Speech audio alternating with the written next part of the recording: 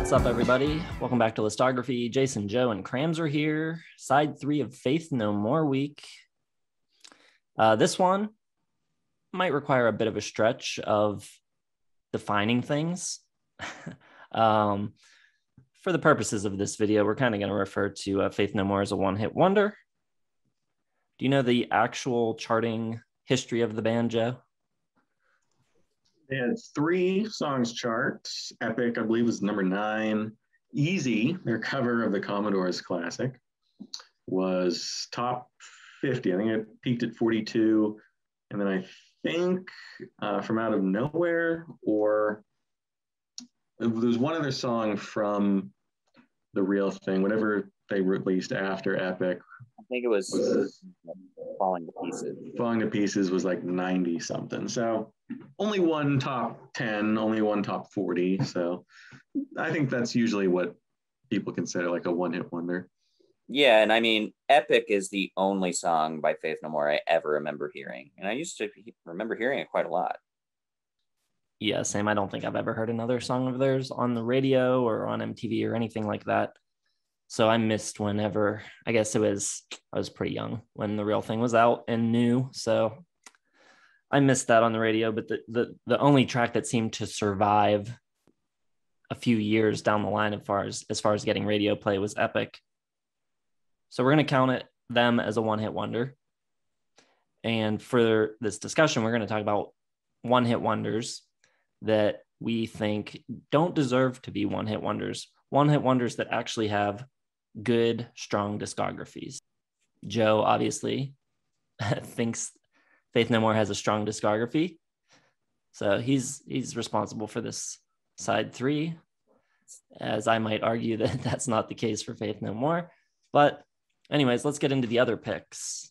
I'll kick this one off. I'm trying to stick in the 90s here to be a homer for when I grew up, especially because 90s rock radio was filled with kind of a lot of stuff that I don't think well represented bands in their entirety.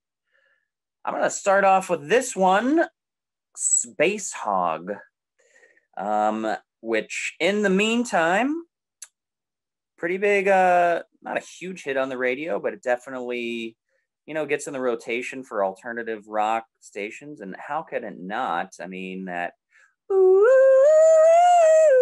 so awesome, so catchy. That song's great. But the rest of that album particularly is also fantastic. Resident Alien. And that's my favorite album of theirs. And I like some of their other stuff. They deserve a lot more credit. And it's that's kind of the thing. It's like these weird 90s bands, like weird bands break through with like one song, the same way like I feel like Faith No More did, but they probably could have had more. But it's like the mainstream audience has room for just one weirdo track, and that's it. Speaking of which, I don't know how big this band was in Australia, but the only song anyone in America knows by Divinals is I Touch Myself. Now, none of their albums for me really get above 3.5 stars, but that's definitely better than knowing them for just one song. And the rest, their best album is probably the one that has that on it, which is the 4th album. And that is also just called Divinals, but there's a lot of really good tracks on there too. And they're not like, there's a playfulness to them, and they're not obviously as sultry and as goofy as I Touch Myself, which maybe wasn't meant to be goofy, but after Austin Powers danced around to it, it's certainly kind of thought of that way. Let's also go with Dishwalla, who everyone knows with Counting Blue Cars. They've got some decent stuff there as well. None of this is groundbreaking. I'm just making the case that you can go further than their one big hit and find stuff that you like, and that's certainly the case with Dishwalla, as is Tonic, who broke through big time for about a year in the summer of 98 or 99 with If You Could Only See. I think Open Up Your Eyes also got a little bit of radio play, but everyone knows, like if you ask people of our age group, oh, do you remember Tonic? They'll be like, no. And then you can sing them If You Can Only See, and they'll be like, oh yeah. But they've got some decent stuff as well, and especially on Lemon Parade, pretty decent post rock album. You know, post or what is that called? What's that era called? Post rock? No, post punk. What are we talking here? Whatever, mid to late 90s, post grunge rock. There we go. So Tonic, they got some decent stuff. Now, no one go overboard. I'm not waving the flag that these are top 100 artists of all time. But here's an artist that I do like a good bit, not in my top 100, but the one I like the most, I'm saving for the end. Everyone knows this from Pulp Fiction, their cover of Neil Diamond's Girl, You'll Be a Woman Soon, Urge Overkill, Chicago Boys.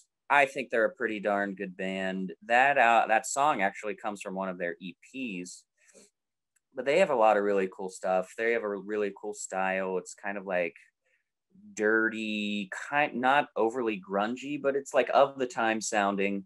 But they have some cool, just like classic rock bar feel at times with like a dark edge to it. And I like a lot of their stuff. So I don't think Urge Overkill gets the love they do. I don't think anyone, after looking up what that cool song from Pulp Fiction was, went beyond that, and they deserve more.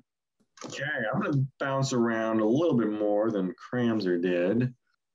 We'll start, though, with a band sort of like, well, see, I don't know if this actually counts as a one-hit wonder, so I don't know if it actually charted. We'll jump back to the 80s for this one, a band that Jason and I did their listography of a long time ago. One of the first ones we did, Squeeze.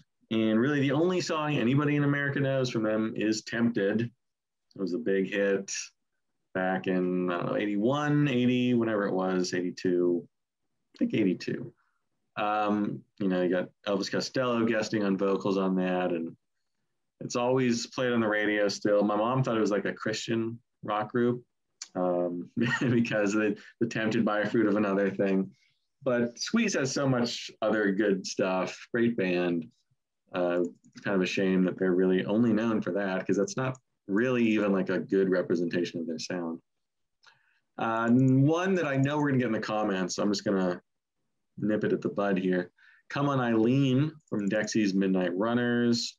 They have some interesting stuff. That is the only song anyone in America would ever associate with them, but they did some other cool stuff.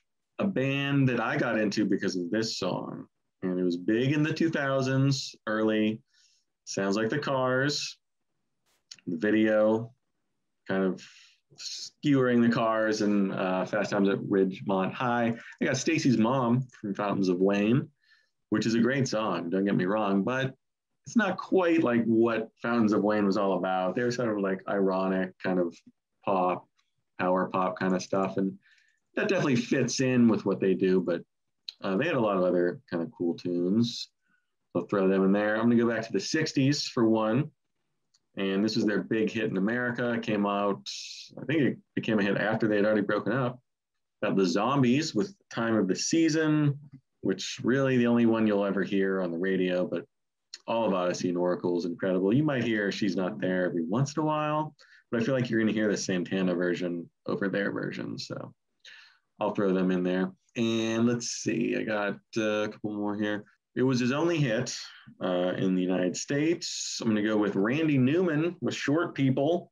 That was his one chart success. And it's sort of, you know, that's kind of what Randy Newman's all about. But I think it misses like the nuance and all the kind of cool pop songwriting that he did just to associate him with Short People. Tons of other great stuff, as you may have seen on our listography of him. And then I got one more. I will do another band I really like from the late 80s, Living Color.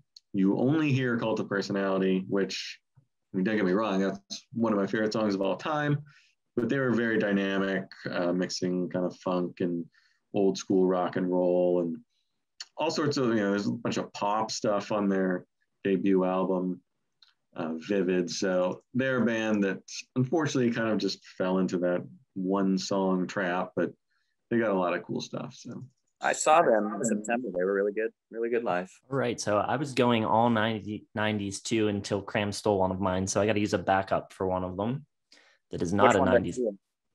You stole Space Hog. I don't know about Tonic and the Zombies. I think they're both 3-hit wonders. Randy Newman definitely has some more hits than Short People, doesn't he? I Love LA, Toy Story stuff didn't do well. I don't know. I Love LA did not chart. I was trying to get it on my songs of the year list, and I looked it up, and just Short People. All right, here's what I got. I'm going with Blind Melon. Their hit No Rain.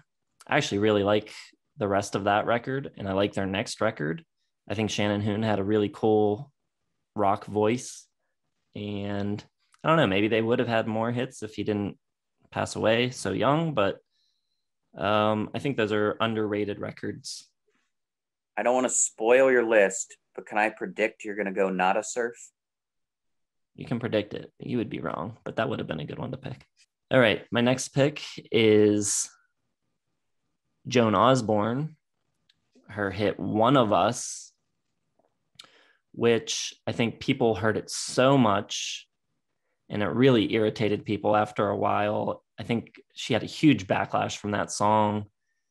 I think she was boycotted maybe by the Catholic Church even for some of the lyrics or something. I don't know, but she seemed to have people really kind of turn on her. But the rest of that record, Relish, is awesome. I think it's excellent. It was maybe like number 6 or 7 for me doing albums of the year for the year that came out. It just missed my list. I'm gonna go with Eels. Their one hit Novocaine for the Soul, but I think they've got a pretty good discography up until recent years. Their last couple records haven't done a whole lot for me, but for a while they were on a pretty good run. Blinking Lights is one of my favorite double albums of the 21st century. I think some of the records after Beautiful Freak were maybe a little too down and a little too maybe depressing, singing about, people with cancer and things. Not really radio ready, but really good stuff. Next, I've got a power pop act that I think is really great. Super Drag. We've talked about Super Grass on the channel, but Super Drag, really cool. They had their one hit, Sucked Out. Great alternative rock track, great chorus, but the rest of that record too has tons of hooks on it. So I'm going to go with that. And then I got to replace Space Hog, and I'm going to go back to the late 60s, early 70s and go with Mountain, whose only real hit is Mississippi Queen. Maybe some other minor hits, but that's really the only song people know anymore. But Leslie West, heck of a guitar player. So I'll throw them on there as well. Taking back the Zombies because they had 3 hits. All right. I'll throw someone else on there. How about Beck? One song, it's just the same as Faith No More. Loser was a top 10 song. Nothing else was in the top 60. You had the one other Where It's At, 61. But well, I'll take out Tonic then. What were their other hits other than? If you could only see, what was the other one you said? Open Your Eye, Open Up Your Eyes. Open Your Eyes, and You Wanted More, which was on the American Pie soundtrack. Oh, you're right. You wanted more. All right, I'll throw Nada Surf on there. Because people know Popular, and that's about it. You think people really know Chris Isaak stuff other than A Wicked Game? Like, that would be a good one. I like Chris Isaak a lot, so throw that on there. Well, did a bad thing. I don't know. Yeah. What's a hit? Who knows? I mean, technically, Jimi Hendrix is a one-hit wonder, so who the hell cares? Who? James Hendrix, guitar player. The guy that created the gin. Very nice. Yeah, we're just talking here. There's got to be some more. It's tough, too, because just moving from Pittsburgh to Chicago, like, there are small differences of songs I hear, like, in the cars here that I would never hear in Pittsburgh and vice versa. Like, I never hear Stevie Ray Vaughan here in Chicago, but in Pittsburgh, it's every other friggin' song. Like, it's crazy, but it's just weird, yeah. But, yeah, we came up with some pretty good ones. Space Hog rules. If we're leaving people with one sentiment, Space Hog. Yeah, even the next 2 records, the Chinese album and Hoggassy, are both pretty solid.